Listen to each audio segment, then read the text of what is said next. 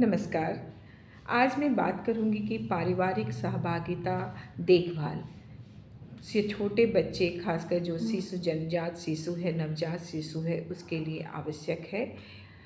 और उन बच्चों के लिए भी सबसे ज़्यादा इम्पॉर्टेंट होता है जो बच्चे बीमार हैं या कम वजन के बच्चे हैं या प्री मैच्योर समय से पहले जिनका जन्म हो गया है।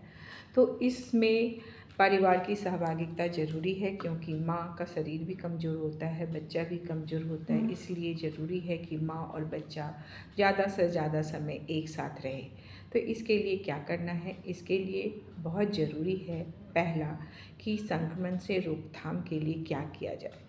तो संक्रमण से रोकथाम के लिए हैंड हाइजीन और जो आसपास है वातावरण को साफ़ सुथरा रखना, बच्चा को जो भी देखभाल करता है उसको अपनी साफ़ सफाई पे ध्यान रखना, हाथ धोने के बाद ही बच्चे को छूना, तो ये संक्रमण से बचाया जा सकता है। दूसरा, कि उन बच्चों को हाइपोथर्मिया होने के चांसेस होते हैं, इसलिए कंगारू मदर केयर यानी कि बच्चे को माँ की छाती से लगा के रखना, या प्रक्रिया दिन में 3 से 4 बार होना चाहिए। 1 घंटा तक कम से कम माँ के छाती से बच्चा लगा रहे। इससे बच्चे का जो ब्रेस्ट फीडिंग है वो भी इफ़ेक्टिव होता है और बच्चे का माँ से लगाव बढ़ता है। संक्रमण होने की जो चांसेस हैं वो कम होती हैं। तो कंगारू मदर केयर।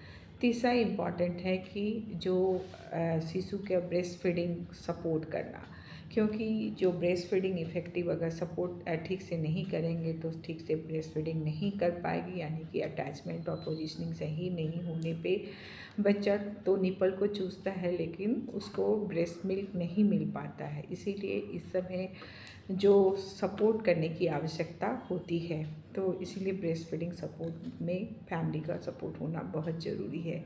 दैनिक देखभाल में मदद करना, जैसे कि बच्चे का डायपर चेंज करना, उसको नहाना, ये सब में मदद करना। पर पहले भी जो हमारी दादी नानी होती थी वो नई माँ को सिखाती थी कि कैसे बच्चे का देखभाल करना है, बच्चे को स्तनपान कितनी देर तक कराना है, स्तनपान कराना क्यों ज़रूरी है ये, और इसके साथ साथ वो माँ के खाने का भी ध्यान रखती थी। इसीलिए उस समय बहुत सारे पकवान बनते थे जो सिर्फ माँ को खाने होते थे, जैसे ड्राई फ्रूट्स और हल्दी और मसाले सबका ये उपयोग करके पकवान बनते थे, जिसे कि माँ को डेली खाना होता था, जिससे माँ में को खून की कमी ना हो, माँ को दूध ज़्यादा हो, बच्चे को दूध पिलाए, ये सब पर ध्यान दी जाती थी। तो उसी काम को हमें आज भी उपयोग करना है। चूँकि आजकल न्यूक्लियर फैमिली हो गई है, तो न्यूक्लियर फैमिली होने के बावजूद भी जिस समय बच्चा घर में हो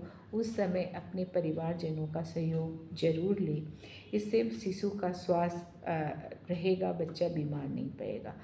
चौथी बात जो इम्पॉर्टेंट है कि खतरे के लक्षण की पहचान करना, ये परिवार के लोगों को और जो माता पिता है उनको आनी चाहिए कि कब बच्चे को नज़दीकी स्वास्थ्य केंद्र ले जाना ज़रूरी है। जब बच्चा दूध पीना छोड़ दे, सुस्त हो, या बच्चा को क्या कहते हैं वो बीमार पड़ रहा है, यानी कि उसके बॉडी का टेम्परेचर बढ़ रहा है या उसका टेम्परेचर घट रहा है, ये दोनों खतरे के लक्षण हैं।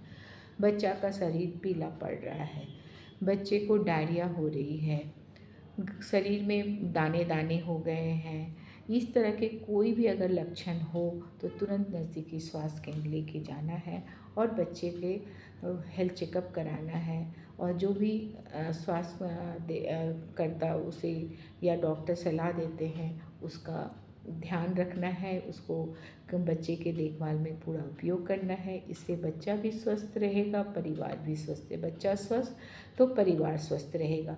तो इस तरह से हम बच्चे के स्वास्थ्य का ध्यान सिर्फ माता पिता की जिम्मेवारी नहीं है, ये परिवारजनों की भी जिम्मेदारी है।